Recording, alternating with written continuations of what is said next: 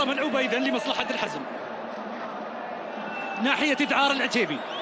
إذعار انقلها في منتصف مواجهات دورية له، بينما الأهلي المتسلح بجماهيره في هذه الموقعة والمنتشي بعد فوزه على المتصدر في المباراة الماضية.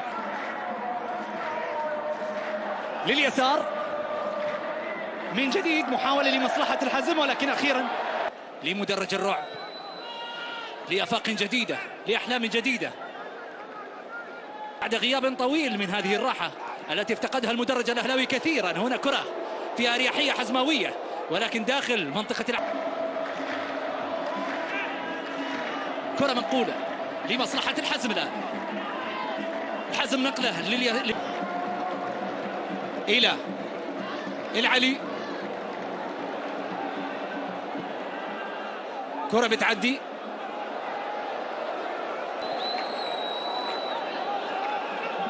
للناحية اليسار، نقل ناحية إذعار، مفتاح الهجمات الحزماوي. ربما الحزم حتى الآن هو أفضل في عملية الوصول، ولكن دون التهديدات التي ربما تكون مباشرة سوى في خط الخلف مكون شوط المباراة الأول. تهديدات أهلاوية دون جدوى على مرمى أي من الفريقين. الحديث يطول الثاني و45 دقيقة قادمة.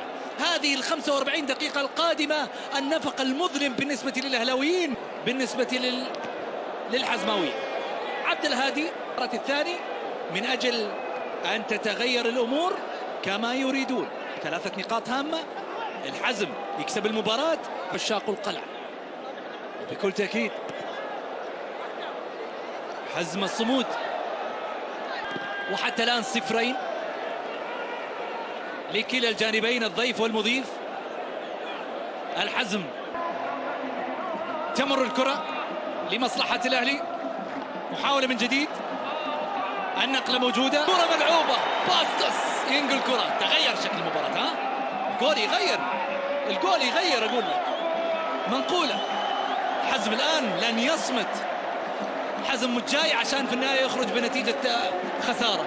لا، ملعوبة، متابع عبد الله الشمري، مدافع صلب قوي حزماوي. محاولة من جديد الآن حزماوية في المنتصف، محاولة من جديد، يلعب إلى ناحية العمق، ولكن حزماوية.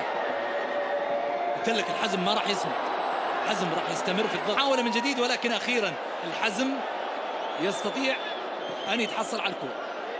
فرانك إلى